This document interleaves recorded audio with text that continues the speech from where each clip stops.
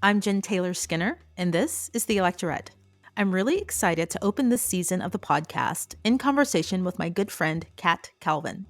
Kat is the founder and executive director of Spread the Vote and the co-founder and CEO of the Project ID Action Fund, organizations that are dedicated to helping people get their ID. You know, that little piece of plastic in our wallets that most of us take for granted. We use our IDs to get jobs, housing, and medical care, just to name a few things that we need ID for. But recovering your ID or getting an ID issued if you've never had one is incredibly hard, and it's a financial hardship for a lot of people. There are 26 million Americans who don't have ID, and this is something Kat refers to as a crisis, a uniquely American crisis. Kat joins me to discuss her new book titled American Identity Crisis: Notes from an Accidental Activist. In the book, she chronicles her journey as an activist and organizer and walks us through the growing pains and the failures of the early days after starting Spread the Vote. And we get to see some success stories as well. So without further ado, please enjoy my conversation with Kat Calvin. Congratulations. Thank you. Happy book birthday. Thank you. Well, it's tomorrow. And thank Tomorrow. you. I'm so excited. I can't believe it. Also, you can see my pants hanging. Oh, that's okay. That's okay. At a hotel, and this is the bathroom. I have my suitcase on the bed, and then the laptop like perched on top of it. And it's pouring in New York, so my pants got wet, and so I had to hang them to dry. And I just realized they're totally in the background. You know what? That's okay. That's okay, because I think the book kind of sets up the fact that you're on the go, right? You've got things to do, you've got people, right. You've got IDs to get, right? And so this is kind of fitting, so that's good. You know, sometimes you gotta hang up your pants and keep going. Yeah. Well, I love the title, American Identity Crisis: Notes from an Accidental Activist. And I just want to say I really loved reading this book. I really loved the book. It's riveting. It's funny because you're funny, right? If anyone knows you in person, they know that you're funny, and you can see your personality come through. And also just because we're friends, I know how much heart you put into this book and how much heart you put into your work and all of the energy that went into this. So it's really nice to see it out here in the world, and it's just really good. I really enjoyed it. I'm not just saying that as a friend. Although I would tell you that anyway. Well, I think that it's nice, even though you're a friend, like, you know, you spend so much time. I mean, I finished the book like a year and a half ago, and it's just sitting there, and, you know, not a lot of people see it except like the copy editors and like your mom. And so now that like people who are not related to me are finally seeing it, it's terrifying. Like, tonight's the first book of it, and I'm just like, I don't know. Are people going to care? Like, what's going to happen? Is it going to show up, right? And like, just having like you read it and tell me that you like it just actually means a lot, because it's like finally getting out there. And you know, it's not so embarrassing that you canceled the podcast and made up some sort of like stomach flu to get out of it. No, I would never do that. And does your mom like it? That's the question. Well, I mean, yeah, but she would like anything, right? Like, I draw a stick figure, and she's like Picasso, so that it doesn't, you know, you need outside non-mom opinions. Well, anyway, I wasn't sure if I was going to bring this up, but it's really apt that one of the opening scenes is in a bar. I mean, given the way that we met, because I remember this story, you don't remember this story, but we first met in DC. We were at some conference, right? And we were in the audience of a panel, and there were like really fancy people on this panel, like really fancy writers. And this was the first time we'd met in person. And I think one of us texted the other and said, you know what, I need a drink. It was like shortly after the 2016 election, and we were all just frazzled. And we slipped out somehow, and you showed me a great like bar, a great, you know, cocktail bar. And you know, it was the beginning of a winning friendship. So wonderful friendship. But I want you to tell me, because I think this is really interesting. In the introduction, you talk about working as a voter protection worker or volunteer. You're working in the capacity as an attorney, right? And that was in 2008. And you contrast that with 2016 when you were working in Las Vegas doing the same work. And you said it was just so stark. The energy was just so stark between the 2008 election and the 2016 election. Tell me about that. It's funny because I just the other day was with someone from Dayton, Ohio, and I was like, I have one Dayton story, and it's the best. So for folks who don't know, voter protection is a thing that a lot of different organizations, like the Lawyers Committee does the best voter protection in the country, but also Dems. Republicans now, they were under an injunction for a long time and weren't allowed to do voter protection because they actually weren't protecting the vote. Shocker. Now the consent decree ran out, they're allowed to again. But essentially what it is being a person who goes to the polls and makes sure that everything is going all right, helps with issues. If you see issues, reporting it. They like to have attorneys doing it, but you don't have to be. But it's something that I started doing in law school, and really, I love doing it. But in 2008, I was in Dayton. It was the Obama election. I was in a black district.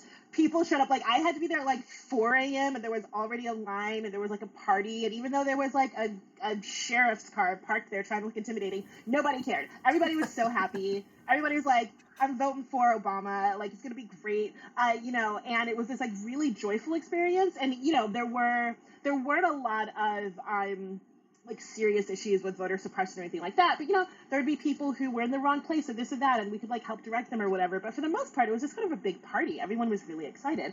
And then after we went to watch the election returns in this hidden gay bar in Dayton, which was amazing. And actually my friend was like, I used to go there when I was in high school. And it was it looks like a brick factory outside and inside. It's a very colorful gay bar. And that's where I watched Obama win. And it was just really amazing experience. And so then in 2016, I was doing voter protection again, and I went to Nevada. And we were in the suburban. People who don't know Vegas think it's just the Strip, but actually there's this they've got so many parks. It's a whole thing they made, a deal they made with the casino. Yeah. So there's a lot of really lovely suburban areas and houses and parks and everything. And we were, at a school. And I was there with 2 other lawyers. And when we showed up, look, there was no joyful line or anything. Everybody was voting under duress either way in 2016. And we showed up, and it was me and then 2 white lawyers, and there was this older white lady, and they always rope off this very small area. I am currently in the smallest hotel room in New York City, and the area that we all had to sit in for voter protection was smaller than this room, which is remarkable. And so the lady who was there, she wouldn't tell us who she was with, but she shook hands with the 2 white lawyers and would not shake my hand. And I was like, well, we're starting off great. And then she would tell us who she was with, but all of her paperwork had Trump in very big letters. So we're like, lady. And then she went off surreptitiously and made a phone call. And then 2 other white Republicans came, and we were all packed in this little area. And the way that it works is usually there's someone who stays inside the polling place, and there's 1 or 2 people who are outside, and you have to, more than 100 feet away, but to answer questions or to help people, or if someone gets rejected, to be able to figure out why. And then we have a tool that the Dems do called LBJ, which is great, that you can sort of report in on what's happening so that people know, and if there are real issues, and there are law firms, and so we can sort of call and escalate issues. So it's a whole thing, it's a whole system designed to protect the vote. There's a very diverse group of people coming in, and our counterparts did everything they could to intimidate people. They would, every time we were talking to a voter and we were 100 feet away, and they would come yelling, voter intimidation, voter suppression, they're too close. And we'd be like, lady, and there's always a line. You always know where the 100 feet is. They would write down very ostentatiously the license plate of every brown person who showed up to vote. There was this black woman who was amazing, and there was a nursing home that was a few blocks away, and so she was walking groups of people from the nursing home and bringing them to vote, and then walking them back, and they were they called the police on her. It was just a nightmare. And the whole day we just kept saying, you know what, Hillary's gonna win, and we will be able to move on. This is just being really hateful. And so then at the end of the day, they left as soon as the polls closed. We stayed to help clean up and everything, because I don't know if any of you have ever worked the polls. The cleaning up and setting up is the worst part. My mother is a poll worker every year, until COVID, and I would always have to come in and help clean up, and it's just a real nightmare. It's a lot of machinery. They do not get paid enough or enough appreciation for what they do. And my job was to keep tracking the polls. And I'm sure we all still have PTSD from the New York Times needle. Yes, I remember that. Yeah. I was refreshing. And I was like, you guys, is this broken? You guys, this isn't right. Something's not right. And it was just a nightmare. So afterwards, we were all like, we're going to need to be at a bar. And then we went to my favorite resort in Vegas and sat there and then watched, the worst happen. And I think that the thing that made it even so harder that night was that we had just that day dealt with all of these really awful, really racist people. And then we knew those people just won. And that's now who's running our country. And it was such a nightmare. And it was just such a contrast from 2008 that it really made a really big impact on me as far as like, oh, this is actually a very big deal in a way that I don't think that we are going to understand for a very long time. Yeah, yeah, there's so much to unpack in that story. I just first of all, you're gonna have to take me to this bar sometime, the Cosmopolitan, I Oh, think it's called. You're gonna have to take absolutely. me there. Yes. Yeah, yeah. Best hotel But the in thing Venice. but the thing that struck me though is that first of all, I didn't know that Republicans were barred from doing election voter protection because of course we all know that they don't really protect the vote. So that makes sense, but I didn't know that they were actually barred. But what's striking to me is that these were volunteers. They were constituents just like you. These aren't elected officials, right? Yeah.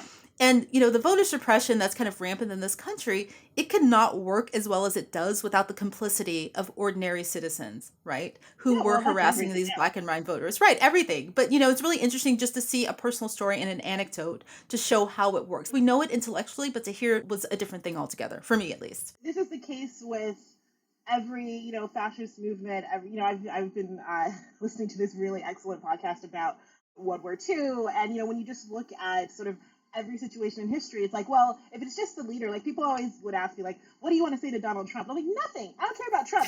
I have words for every single person who is supporting him and who is holding him up and who is helping him, because those are the people who need to be held accountable. Because Trump's crazy, but Trump could just be a crazy guy in a bedroom if it wasn't for all of these people who were willing to hold him up. And this is where I have a real issue with, we have CEOs who are con artists and liars and whatever, and we send them to jail, but we don't send all of the staff who made their work possible, right? Elizabeth Holmes would just Right. be a crazy, uneducated blonde if it wasn't for the hundreds of people who were willing to do her bidding, right? And like they should all Yeah. be in jail because it takes everybody. If it's just one person, nothing happens. Right. So I'm curious. You started Spread the Vote, and I can understand the emotional context of how this happened, right? But you started Spread the Vote, I think, just a few months or a month even after the Yes. 2016 election, and it started with a tweet, which I didn't know. I didn't know you started with a tweet. Um, Yes. but voter suppression, it takes a lot of forms, right? They toss out voters, they toss them off the rolls, there are long lines, they're closing polling places, right? But you said after the 2016 election that there was one issue that could have resulted in a different outcome in the 2016 election, and that was voter ID laws. So, how so? Can we quantify that? How do we know that that could have resulted in a different outcome for 2016? We can look at the difference between the margins of victories in different states and the registered voters who don't have IDs, right? So if we look at, for instance, Wisconsin, I think the margin of victory between Hillary and Trump was something like, look, it's been a long time, but I think it was like 14,000 votes or something, right? It was very close. But there are over 200,000 registered voters in Wisconsin who don't have voter ID. And those numbers are the same across the board. And this is because there are 26 million American adults who don't have photo ID, right? And so when you look at the difference between how many people are registered to vote and how many of those people actually vote, that gap is always bigger than people who turn out on either side. The biggest group in the pie chart of voters, there's like voted for candidate A, voted for candidate B, didn't vote, and then the biggest piece is registered but didn't vote. And Wow. there's a lot of reasons for that. It's really hard to vote in this country. There's a real lack of education. There's lack of accessibility. There's a lot of things. But it's also that 26 million American adults don't have ID, and you need ID to vote in 36 states. And you have hundreds of thousands of people in each state who are registered to vote but don't have the ID that they need to. Yeah, and that's why you call it a crisis, I presume, right? I actually have never heard that phrase used before, the American ID or identification Well, crisis. It is a crisis. it is. I mean, I call it a crisis for reasons far beyond voting, right? Like Right. voting is critical, sure, but it's actually a life or death issue for people on the streets, right? You can't get a job without an ID. You can't get housing. You can't get health care. Most food banks will give you food without an ID. Shelters will give you a bed without an ID, right? Like it is actually a life or death issue. I live in a city where 75,000 at least people are sleeping on the streets, and most of them don't have ID, but you need an ID to access social services or Section 8 housing or to get into the motel rooms that they're converting to temporary shelter, right? Like anything. And so it is, for me, and the reason that we started as Spread the Vote and then expanded to Project ID is that it is a crisis because we have 26 million Americans in this country who can't get a job or shelter because they do not have ID. And that is not just a crisis for them, but for the entire country. And if we don't solve that, we can't solve any other issue, including the voting issue. Right. It is life or death for a lot of people. Tell me about your your very first client, if you remember. I know you remember because you wrote about it in the book, but tell me about your very first client. Sure. So Miss Ella May, I was in Georgia. We started in Georgia again because when we started, we just were thinking about this in terms of voting, and then very quickly realized, oh no, this is a much bigger issue. We need to think about this a different way. But we were in Georgia, and I talk in the book about how difficult it was for us to find our first clients. And then Miss Ella May was sent to me, and she was this incredible, really kind older lady who had several forms of cancer. And this young man who was a family friend had been trying to help her, and she was limited on the kinds of healthcare that she could receive because she didn't have an ID.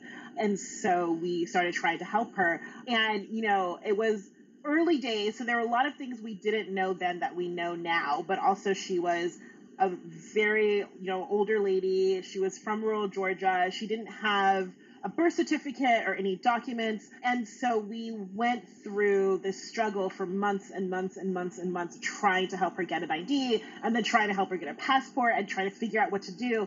And what happened is she passed away before we were able to help her get an ID, which had been rejected so many times. We had been just doing everything, and then she passed, and it was a really hard first lesson because what it did was really hit home for me again, like, oh, this is life or death. This isn't just about voting. Like, this is about people who actually will die. And she is not the last elderly client with cancer I've had who has needed an ID, either to get off the streets or to get healthcare or whatever, or people who have had a lot of other life-threatening issues. And that was the thing that really taught me, like, how important this is and how difficult it is for people to get IDs. As a person who has never had a problem getting an ID, Right. I didn't really understand until my very first client, and I realized, like, oh, I get the problem, and I understand how serious it is.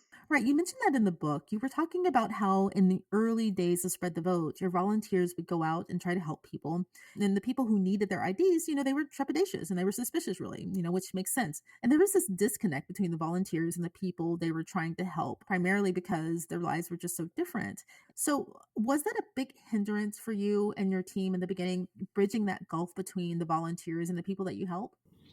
It was. I mean, we went in and we were saying, like, hey, do you want this free voter ID so you can vote? And people were like, I need an ID for a job. It's like I have a safe place to sleep. And yeah, we had to realize, like, really quickly, like, oh, I mean, that whole first few months was realizing we are completely on the wrong track, and we need to serve people based on what they need and not what we think they need, or what we want them to need, right? Like, it can't be about, like, oh, we just want more people to vote because maybe they'll vote for people we want them to vote for or whatever. It has to be about, oh, this is the real issue. And this is, I learned a lot. I'm an early 2000s startup kid, and so I was always obsessed with lean startup like everyone else. And so one of the things that I told the team when we first got started was, look, we're gonna jump in and do this, but we're at version 1.0 of what's probably going to be like version 22.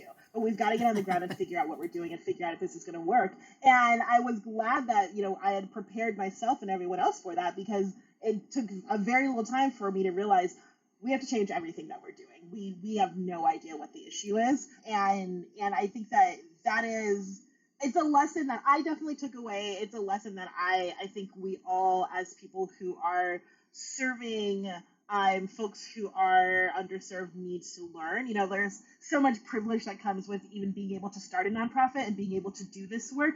And so the people who start are almost always not the people who are actually needing the help. And we have to take direction from them, and we have to be willing to learn what is actually needed versus whatever it is that we imagine it is. Right. That story about Miss LMA, it's so moving. I think that's what makes the book so great, is that there's so many moving stories. You interweave their stories with your own story about, kind of growing as this activist and this organizer in this space. But her story in particular, and you talk about birth certificates in your book quite a bit, and about how when you're born, you're given this piece of paper, which means everything. Like, it's the key to everything. And I hadn't thought about it in that way because I have two kids. And when I had my kids, you go to a hospital, they make it really easy. There are all these people, there's staff to help you, that you get your birth certificate, you get your social security number shortly after that, and that's it. Boom. Your kids have the ID that they need to move forward in life. But it dawned on me What would happen if something happened to me and my husband, right? Our kids don't know where their birth certificates are. They're, they're little. They're in a safe somewhere, along with their social security card. Like, what if something happened, something tragic, and they didn't have access to that? Then they would be on the same road as a lot of people that you help. How do most people that you end up working with, how do they lose track of things like their ID or their driver's licenses? How does that happen typically? A lot of ways. I mean, we work with a lot of folks who are unhoused, and as you can imagine, if you do not have a home, you don't have a safe place to keep things, and so they get lost, they get stolen, they get swept by the police, they get washed away or wet in storms or whatever. It's very, very difficult to hold on to documents when you are unhoused. So a lot of that is the consequences of being on the streets. We have a lot of folks who are formerly incarcerated and they had an ID when they went in, but then they got out and either it had expired or the jail threw it away or both. And so then they don't have an ID, they don't have the funds for an ID, they may not ever have had their birth certificate or may not have it now. And getting a birth certificate without an ID is really hard. And so they don't have it. We work with a lot of seniors who, one of the chapters in the book is all about sort of how we got into this problem. And it is because we made the requirements to get an ID so much more difficult after 9/11. And so you have a lot of seniors who, 22 years ago, before that, were able to go in and you could get an ID without a birth certificate. But now you can't. And there are a lot of elderly people who were either born in rural areas or if you were Black, and depending on what town or where you lived in, your chances of getting a birth certificate were pretty low. A lot of people were born at home, and so they don't have birth certificates. And getting, we had a client, and he was an elderly man in his 90s from a small town in Texas, and he never had a birth certificate. And the way for us to get all of the paperwork you need in order to get someone a delayed birth certificate, which is almost impossible in every state, was that we had to get something from the church where he was baptized, except that had burned down, and the school that he went to had been torn down. He was in his 90s, so the structures that we could have used didn't exist. And so according to the state of Texas, he didn't exist. And, so you can't get a delayed birth certificate for someone who never really existed and for whom the original pastor would be 150 years old, right? And so then you end up trapped in this situation. We have a lot of former foster kids who never get their documents, or, foster youth end up unhoused at absolutely astronomical levels.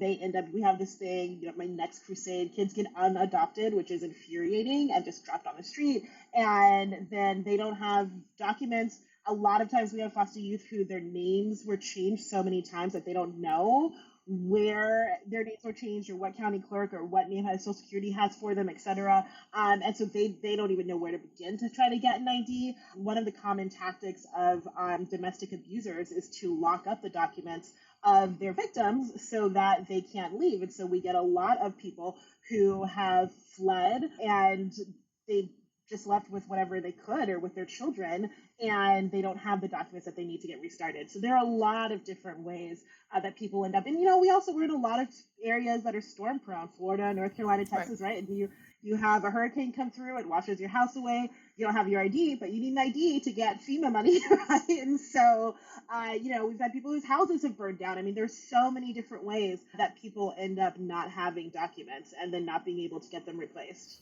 Yeah, I always learn something new from you, so I have to ask about this. I think we've talked about this before, but I didn't really go into it. But kids are being unadopted. What's happening here?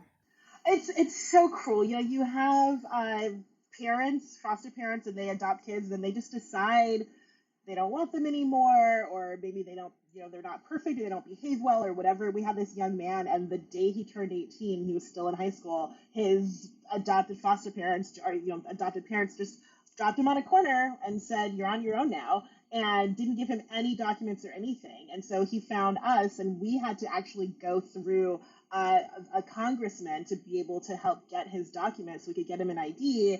And then our staffer in Texas, who was amazing, found a family for him to live with so he could graduate from high school. But he turned 18, they dropped him on the corner. And it happens a number of foster youth and former foster youth we work with who were just abandoned by the people who were supposed to take care of them. It's so shocking. If I had any hope left in humanity, it would take it away from me. Yeah. It's unbelievable. He wasn't even out of high school. He was still in high school.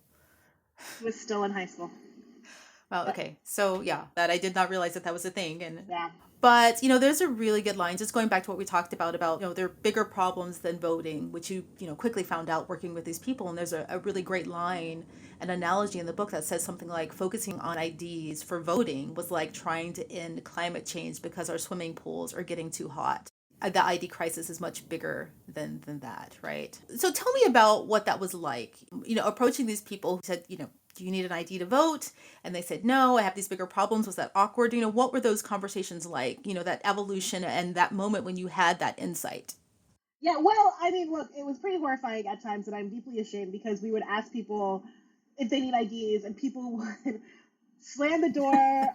We would ask people at bus stops, and they would run away. Like it was not a good situation. We realized really quickly, like, we have to stop doing this. We are scaring people, and I think that for me, there were so many emotions in the beginning because I knew there are so many people who don't have IDs, but why can't we find any? And why won't anyone talk to us? And like nothing was working. And it was because I needed to understand A, why people need IDs, and B, what the avenues were, the channels that would allow them to trust us.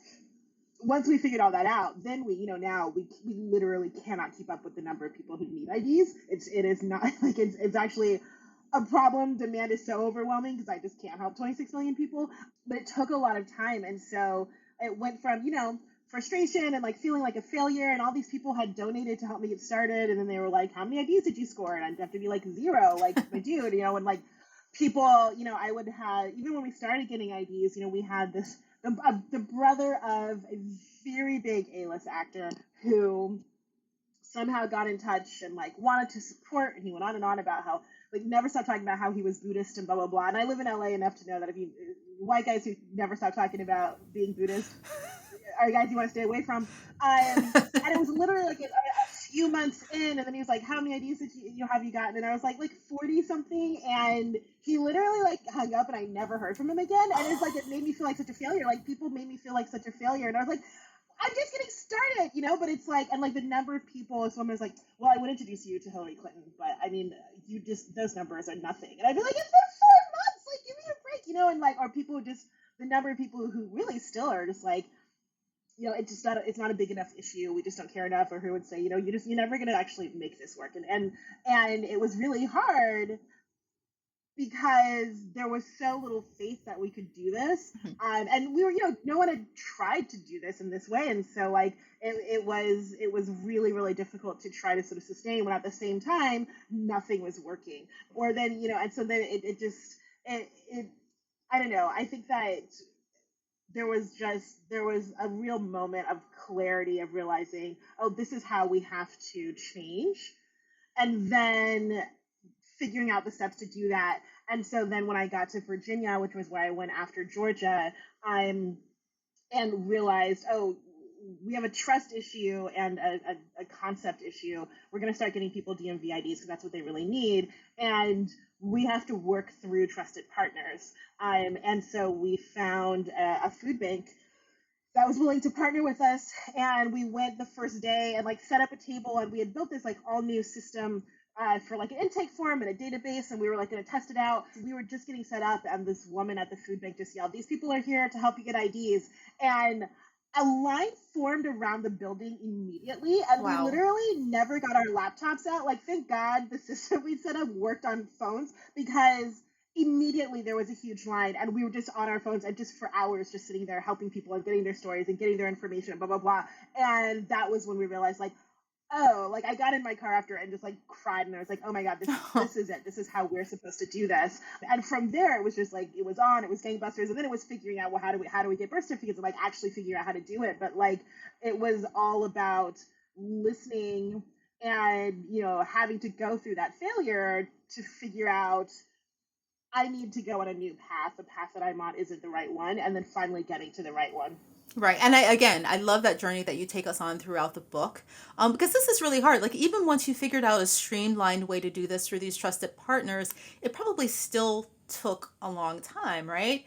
And you mentioned this in the book. There's a line that you say that, getting an ID is difficult by design, right? Explain that. Like, why is it difficult by design? Who made it that difficult and why?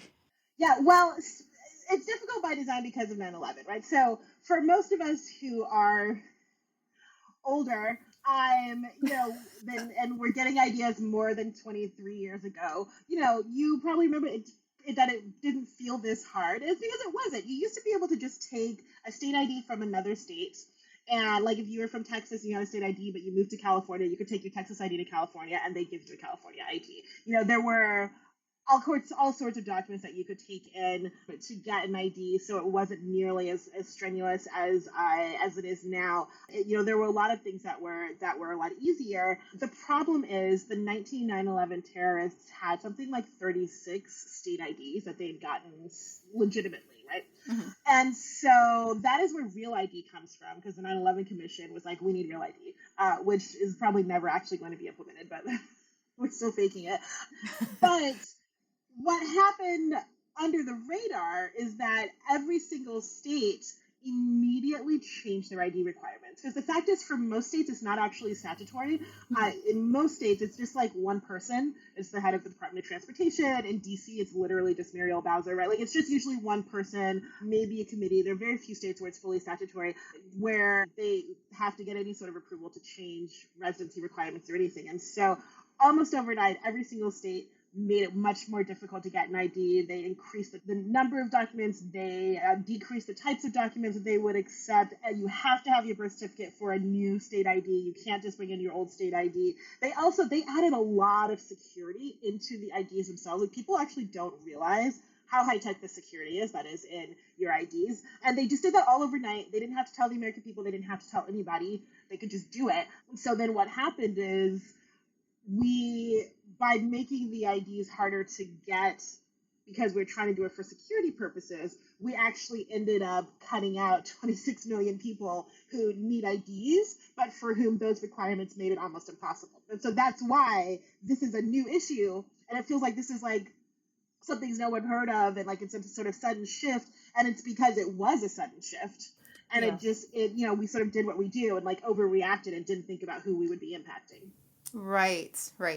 So this is the cynic in me wondering, do you think that the people who are crafting these new voter ID laws are aware of this problem, of this crisis that made it harder? That's why it all happened at the same time. Yeah, right. We know that we do, because there's plenty of video and quotes and all sorts of things. Is that, there all of a sudden were all these people who couldn't get IDs, and ALEC and Republicans they're so smart, they're so good at seeing opportunities and seizing them and then strategically implementing them across the country. I'm so jealous. And they immediately saw this gap, and they were like, oh, and that's why, voter ID laws are brand new, and that's why Shelby County v. Holder happened in 2013, and then all of a sudden, we've increased, and like all of this has happened at the same time. And, the 9/11 Commission and the DMVs after 9/11, they weren't trying to exclude anyone. They just didn't think about it, because we never do, right? We don't think about vulnerable populations when we make decisions. But because they did that, the repercussions have been extreme on so many levels, on every single level. And one of them is that, yes, absolutely, the people who came up with voter ID laws saw an opportunity and they took it. Right. You're right. I've had this conversation a few times. They are very good at this, at seeing opportunities and exploiting them to further marginalize people. We saw that, you mentioned a few good ones, but we saw that also with Project Red Map, right? That kind of hole in the system of making these congressional maps that disenfranchised, marginalized groups, which is another way that they, took advantage of a problem or an opening, and they, kind of screwed everybody, to put it bluntly, right? Yeah. Speaking of vulnerable populations, there's this quote in the book that really stood out to me. You said punishment in America is directly proportional to privilege, right? And you were talking about the problem that people who've been incarcerated have with getting their IDs. And you compare that to people who have a lot of privilege, like George Bush, right? Like Dick Cheney and Ted Kennedy, all people who had some scrapes with the law or DUIs when they were younger, but somehow they went on to get their IDs and, have these really privileged, powerful lives. Tell me more about that. What is it within our system that makes this problem a non-issue for wealthier people? Right? Because I was thinking about the DMV. It's like you never see wealthy people at the DMV. It doesn't feel like it anyway. I don't know. There's a rumor in LA, and it is my life's mission to find out if this is true, that there is a special DMV for celebrities, and I am desperate to know if it's true.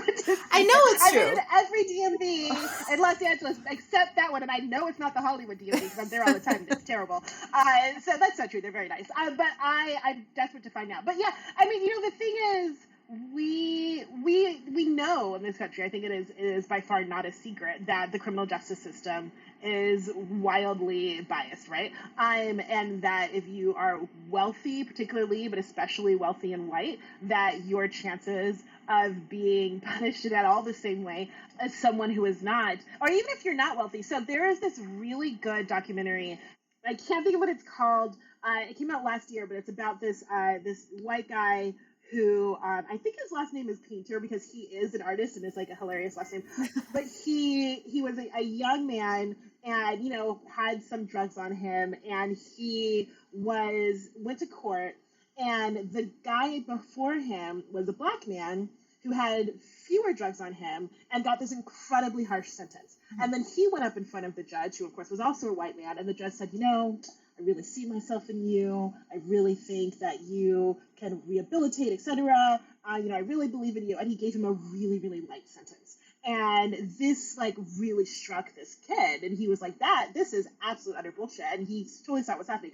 And so he actually ended up going to jail and starting this art program. And he does really incredible things. But one of the reasons that really stuck out to me is that he was not a rich kid. He was a poor white kid, but still the judge saw himself in him, right? And not the other. Yeah. This is why we need representation at all levels. Yes. But this is, the same thing. I when I talk about some of our illustrious Americans and their problems with DUIs or killing people in cars and then still being able to be president or senator or whatever, I talk about it because we had a client who hadn't had his ID in 40 years because in the, I guess, 70s, 80s, must have been the 80s, he got a DUI. But the fines that were attached to it were so extreme for him, right? There were thousands of dollars, which has never been a problem for the Bush family or the Kennedy family, but for him was absolutely impossible. So he could never get another driver's license. And so he was never able to get a job, legal job. He was always on ID. He lived with his mother forever, etc. And it just completely ruined his life. And of course, those fines, they grow with interest, et cetera, et cetera. So there was just no, and so it's something that we see constantly. I don't have any wealthy clients. Yeah. Right?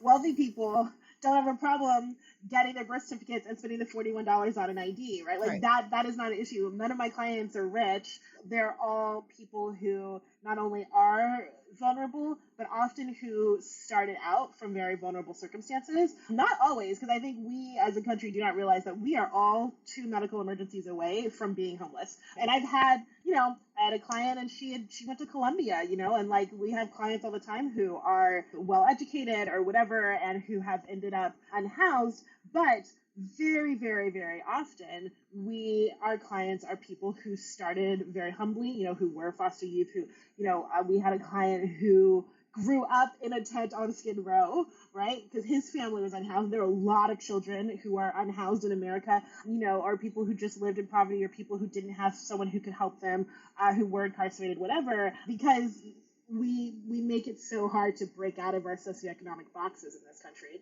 Yeah. And if you're wealthy, or even middle, if I knock on wood, right, but we'll probably never be in a situation where I can't get $30 and a ride to the DMV, right? Right. I have, I'm a lawyer. I have a bunch of friends who are overeducated. I have a bunch of overeducated family, and I've got a grandma. I always have somebody who can help me. That is not the case for a lot of people who grow up and their entire families are usually in the same economic bracket. And so we end up with this just complete polarization. And the reason that we don't know that these issues are happening is because we're so segregated by socioeconomic status that it is very rare that, a lawyer is going to end up hanging out with somebody who's living in a tent on Skid Row. When would that happen? Yeah. So we have no idea. Yeah. That's why this problem is so invisible, because although we've just established that wealthy people, you never help wealthy people, but also you just need a little bit of privilege, right? You just need a few $100 bucks in your bank account, right? And that's why the average person, most of us, don't understand how millions of people don't have their ID. We never think about it, right? Because who doesn't have $41? A lot of people don't have $41. A lot of people, right? When I first talked to you, I think in 2016, our very first conversation, I remember asking you why not focus on, going back to voting, although we've talked about the fact that this isn't just about voting, but I asked you why not focus on voter ID laws. And I'm curious as to what is the state of our voter ID laws? Are they increasing? Do we have more? Is anyone tackling that? Is there a legislative solution? Yeah, well, I mean, so look, my answer to you then is the same as now. There are a lot of very good people working on voter ID laws, and there have been forever. And so that was not a space that I needed to go Mhm. into because there are so many organizations, so many great lawyers. I mean, Brennan and the NAACP and Mark Elias, right? Like there are a ton of people working on voter ID laws. That being said, before Shelby County v. Holder in 2013, we had like around 4 states that had voter ID laws. And I say around 4 because there was a lot of legislation, there was a lot of back and forth. It was very iffy because we still had a Voting Rights Act. After 2013, when we had the 2016 election, we had 21 states that had voter ID laws. We're now up to, I think it's 36, right? Mhm. So there have been a lot of people fighting against voter ID laws, but it doesn't work. It doesn't, because again, this isn't something that's happening in a silo. This is something that's happening in a conjunction with 50 years of the conservatization of the federal court system, right? Right. And so we are operating in a world that is pro voter suppression, right? We now have a Supreme Court that will say yes to any sort of suppression you want to do, right? And so there are, for me, I was looking at this and I was like, look, there are a lot of people fighting voter ID laws, but they exist, Mhm. and people need these IDs, and also people are dying in the streets because they don't have them. So maybe we should just get people IDs. I think that there's two sort of legislative roads. Mhm. We have seen that voting rights legislation just isn't going to pass Congress right now or Right. for the foreseeable future. And the last voting rights legislation we had, all of a sudden, all of these people who were pro or who were anti-voter ID, like Joe Manchin wanted all 50 states to have voter ID laws, and then all of a sudden they were all like pro-voter ID laws. I've never had an angrier day in my life than that day. I'm It still makes a lot boiling of with us rage. angry. Yeah. I mean, come on. But we have a bill in Congress, and this is, spoilers, it's the solution in the book. We have a bill, the IDs for an Inclusive Democracy Act, and what it would do would be to establish a free and optional federal ID, putting us on par with the rest of the world. This is also a uniquely American problem. There isn't any other country that has Right. this issue. And so if we can pass this bill, then it would create a free ID that would enable these 26 million American adults, and actually it would be 14 and up, so it would be more than 30 million people who would be able to just get an ID. It would be free. They wouldn't have to get all their documents every time they move to a state. If they lose it, they could get a new one. It wouldn't go through the DMV. It would be distributed through post offices and libraries, of which there are so many more than DMVs, and plus you could do it with a librarian, and they're the best, right? And so, my goal is for this bill to pass and for us to be able to just get everyone an ID, and then it's a federal ID, so they'd be able to vote with it. Sure, particularly federal elections, which right now every state combines. Texas has a whole plan to split theirs because they're Texas, but it hasn't implemented yet.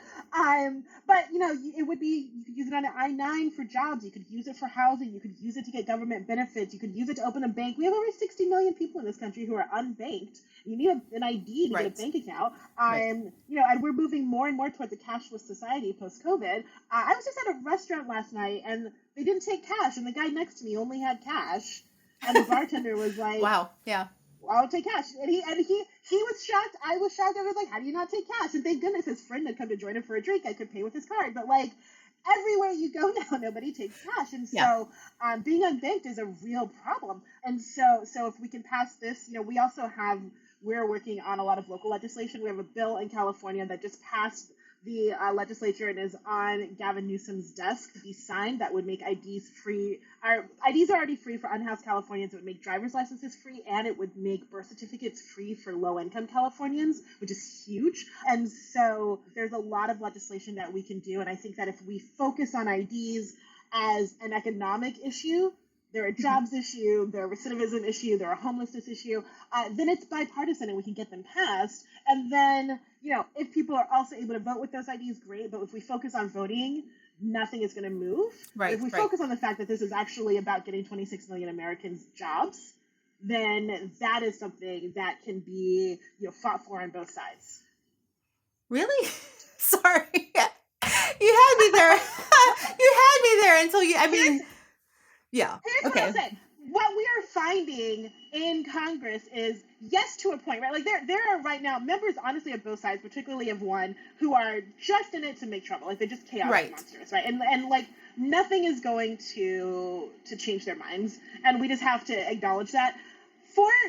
For everyone who is, and I would put Joe Manchin on the chaos monster side too, right? Like it really is both sides. Right.